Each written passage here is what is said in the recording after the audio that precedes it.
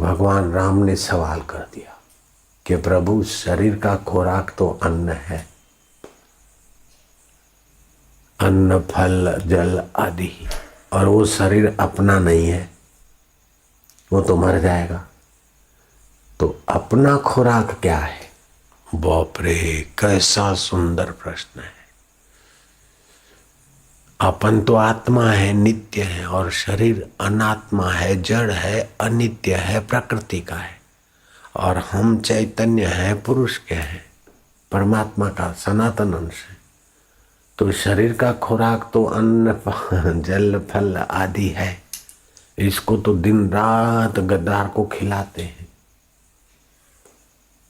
और ये कितना भी खिलाओ पिलाओ फिर भी इतना बेवफा है कि कभी खांसी तो कभी बुखार तो कभी ये तो कभी गड़पन, तो इस आखिर मरो। तो भगवान राम ने पूछा कि शरीर का खुराक तो हम जानते हैं, लेकिन हमारा अपने खुराक का, आत्मा का खुराक क्या है? तो बोले उस आत्मा का खुराक है ध्यान। ध्यान से वो पुष्ट होता है। जप ध्यान जप करते करते उसके अर्थ में लीन हो जाए, ध्यान में लगे।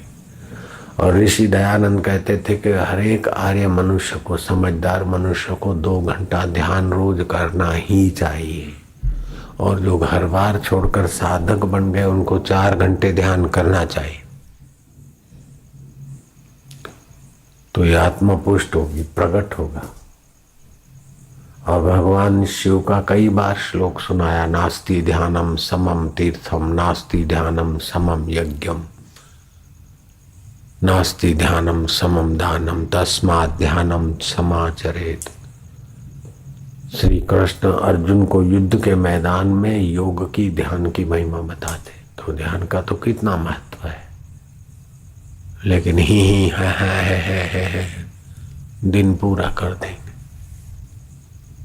1 महीना खान पान सात्विक रखे और प्राणायाम अच्छी तरह से करे, ध्यान में बैठे तो कितना बुद्धि में रित भर जाएगा, सत्य भर जाएगा, बुद्धि